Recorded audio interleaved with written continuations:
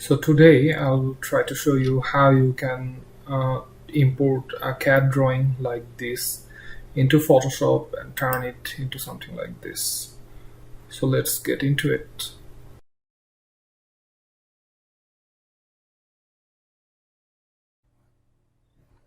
So in order to start, I'll just drag and drop the PDF that I have just shown that just contains the line drawing here, and this box will pop up.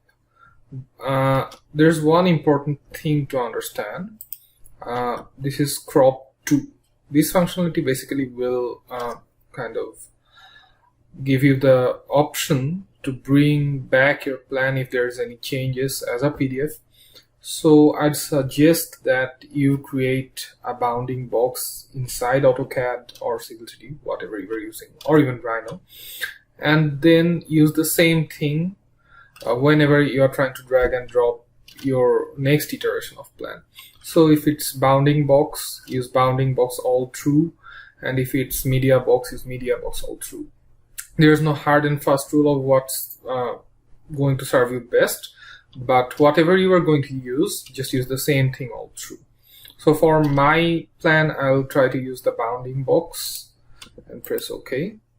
So that will give me this. This is pretty light and there's no background in it. So at first I'll have to create a background layer. So I'll just click into create a new layer here, drag and drop it underneath the layer 1, and then press Ctrl backspace. Alt backspace.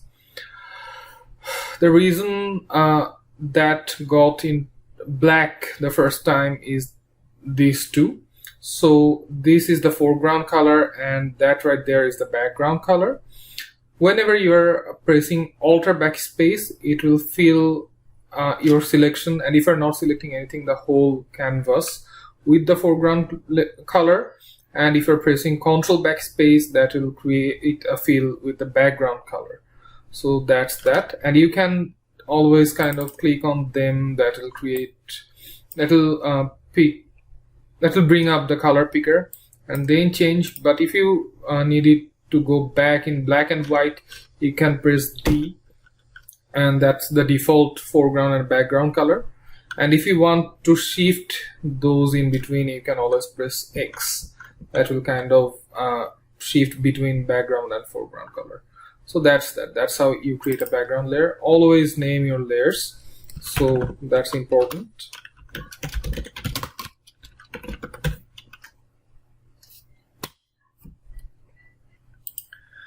And now I'll have to create some layer groups on which I'll put different elements of the plan renderings. So for textures, I'll create a new group and name it textures. For the plants, I'll create learning plants. And basically, for if there are some effects, I will create a layer named effects.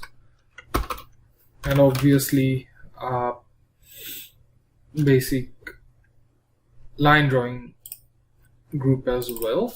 And the reason behind I'm creating a line drawing group is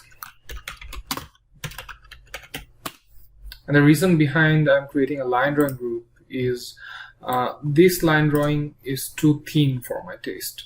So I would have to kind of create a duplicate for this specific layer several times and keep them in a group so that they don't get disturbed.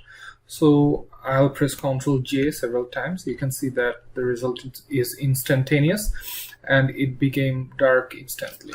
So I'll keep it that way. And now we'd have to create some new textures.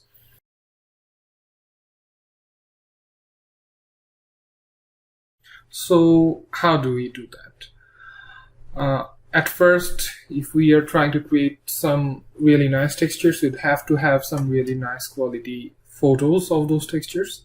So you can just take out your camera and take some photos and try to make them seamless. But for me, this site always works. And you can always use Quixel Bridge if you want to. This is a free software, so I have that pre-installed. That will bring up this, and there are also many high quality textures as well as high quality 3D models, so you can use that too.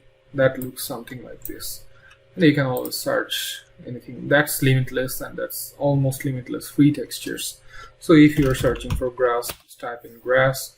That will kind of bring up this. You can even see what's trending, what's not, what's kind of the style right now for 3D artists. And this specific library is used all over the world by various 3D artists who work in film industry, game industry, and things like that.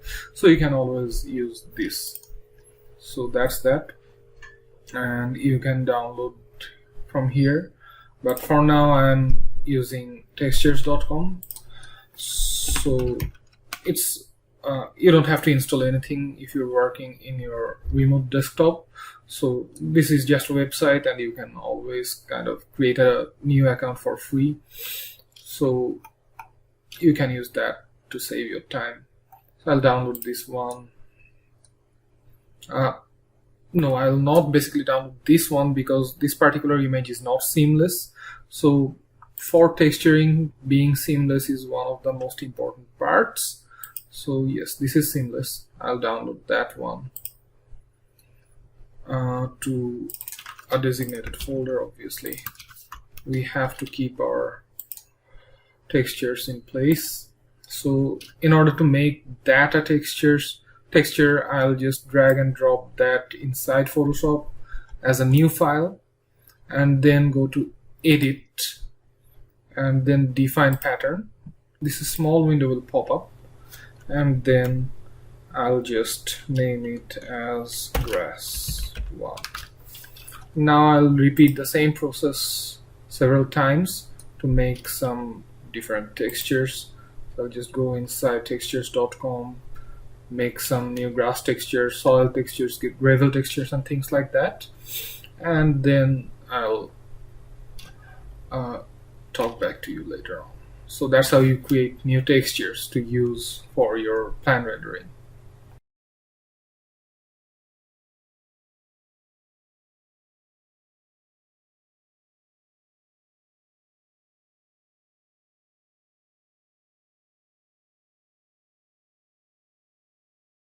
And basically that's how you create a pattern library.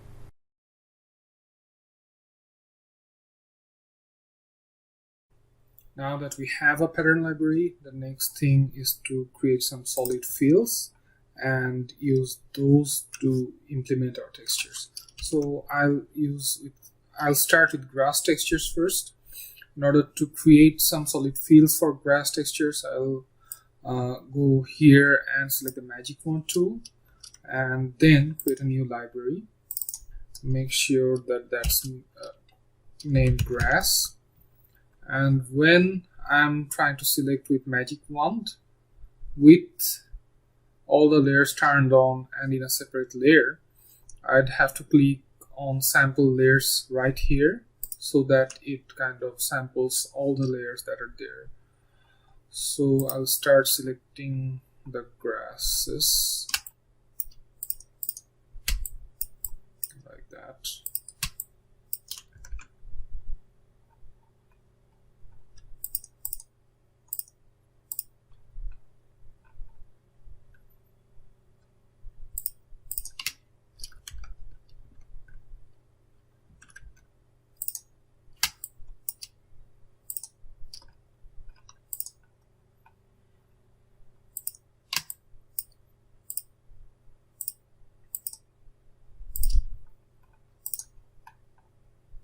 Like so, and create a solid fill that might have a green background, and then I'll just press Alt or backspace like that.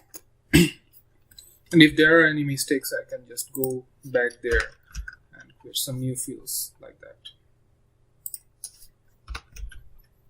So that seems alright. So now the next step will be to fill this solid fill with the textures that we just created. So in order to do that, I'll just double click on this layer.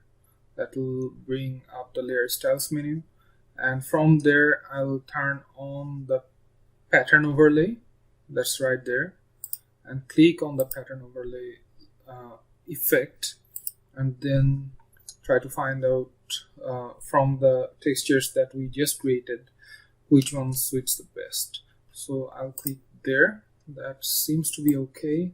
I might need to play with the scales a little, and if you think this is too realistic for you, you can always play with the opacity like that, because we created a green underlying solid fill there.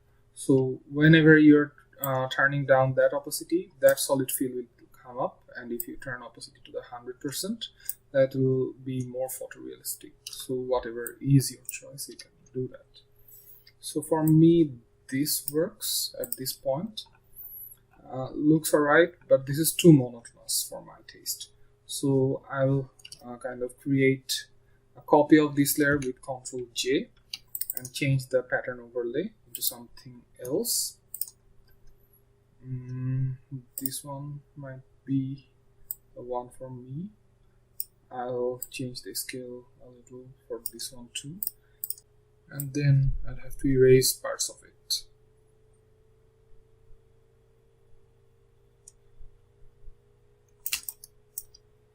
So that will create a nice kind of hierarchy of the paths and other things alongside.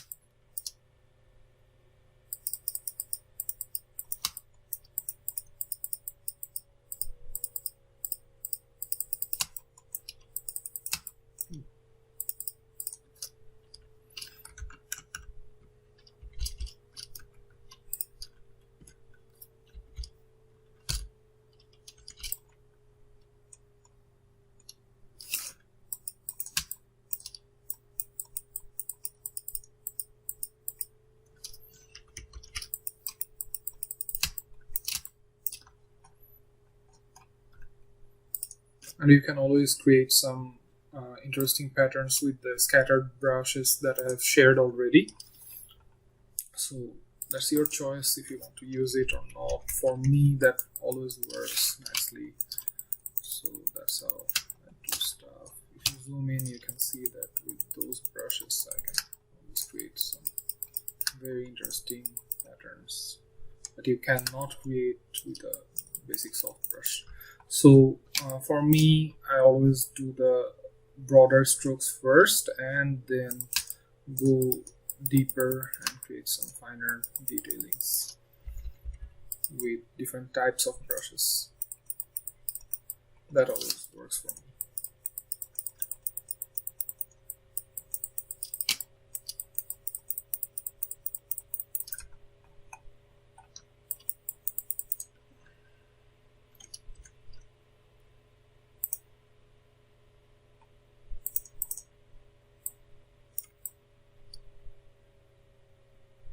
So you can do that if you want to.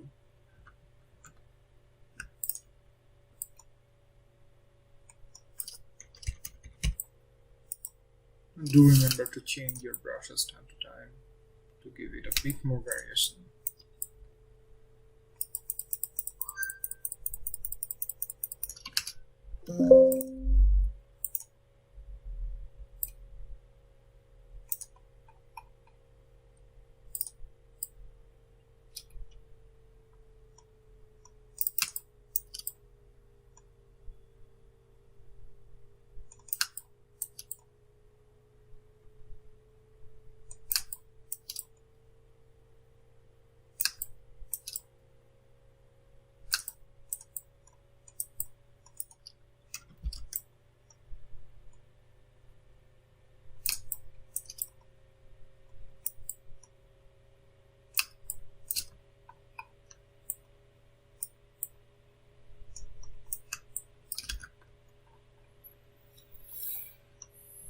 So that's how you create some grass textures with different patterns.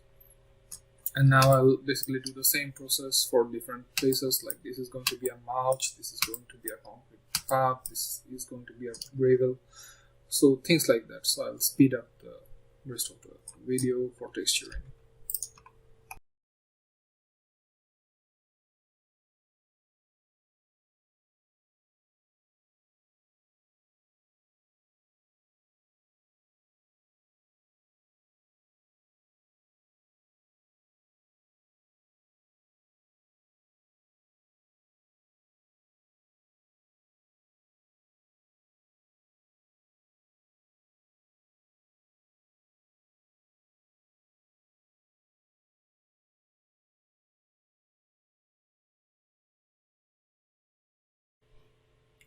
Now that we already have a textured plan, we might need to adjust parts of it, like this green is too green for me, and there are some things like that. So I'll just show you one step on how to do masked adjustment. So as I'm talking about that specific grass, I'd like to add hue or saturation mask on it.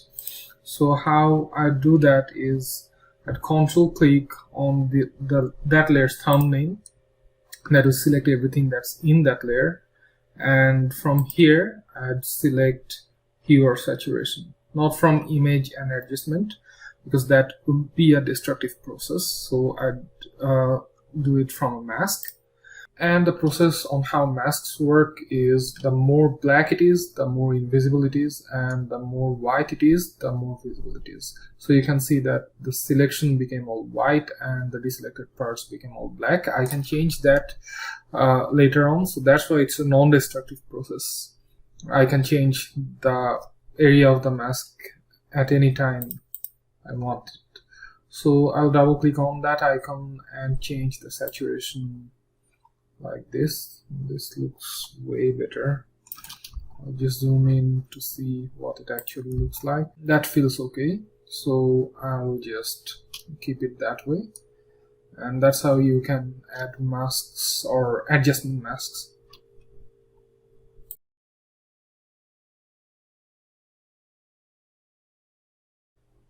So after doing everything else, I usually go for my plants, and I'll make some plant templates and use them in this specific rendering. So let's get into it. So for our plants template, I have drawn some plants with a marker and a gel pen. So I try to make these plants into a template. So for that, I'd have to select those all separately and save them into different PNG files. In order to start our work, I'd like to rotate the image first, and this is a scanned image that I did. So I'd go to image, image rotation and 90°, and then there's a really interesting functionality called object selection tool. So I'd go there, and with that I could use lasso or rectangle. So for this specific task, I'll use lasso. I'll try to drag and drop around the tree that I want, and it automatically selects the tree that I want to save. So I'll just copy that, create a new file, and make it from clipboard, because that's my selection size. I don't want it to be too large. And then paste it, hide the background, and press Ctrl-Shift-S for saving as, and then I'll save it in a designated folder as a PNG. Oh, but sometimes you cannot find PNG in this drop-down menu. So if you're facing that trouble, I'd suggest you to press Ctrl-Alt-Shift-S, and then that will bring up the Save for Web menu, and from there you can save a PNG. But for now, I'll save with just Ctrl-Shift-S, and then this specific folder that I have created. Sorry. Okay, so that's my first plant template. So I'd name it like lilac or something and make it a PNG and save. Alright. And with that, I'll do the same for everything else. So I'll speed up the rest of the video.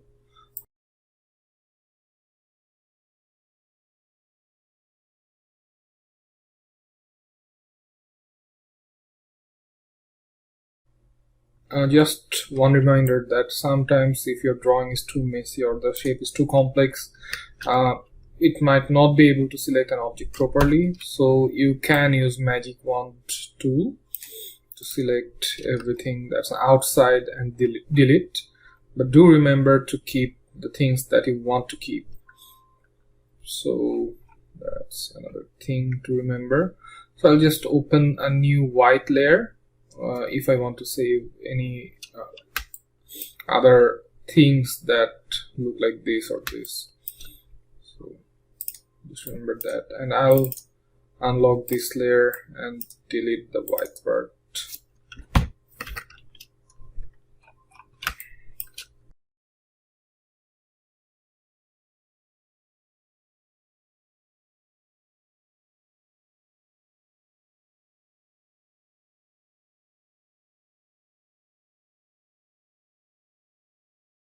And that's how you create plant templates from Sketch, and we'll use that in our plant rendering. After I'm done making my plant templates, I'll just drag and drop the PNGs that I just made, and that will bring that right here. That doesn't look too bad, but I'll have to kind of take it into the right layer group, so that's there. And I might need to rasterize that, because whenever I drag and drop anything, by default of Photoshop it becomes a smart object, so I'd have to rasterize that layer.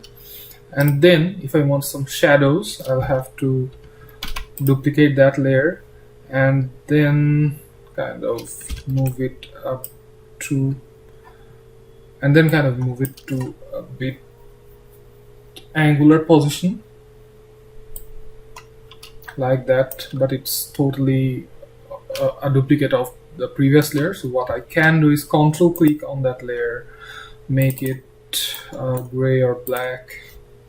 Darker gray would be nice, and then turn down the opacity a little. That's how I usually create shadows for any kind of trees. And then I can basically turn down the opacity of this layer as well to make the other layers visible. And I usually keep my plant layers on top of line drawing layers so that they create a nice hierarchy like that. And of course I'll have to delete the shadow portion that got inside the plant that I just created.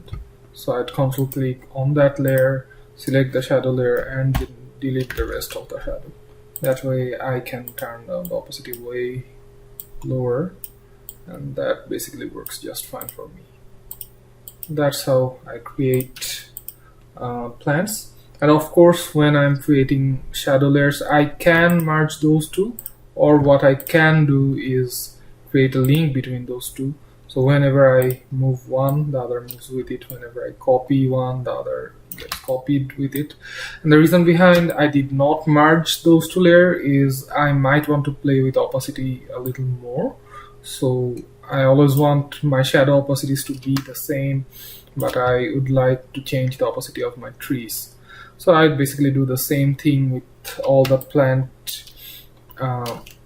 templates that I just made and kind of be done with it. So that would be the rest of the video.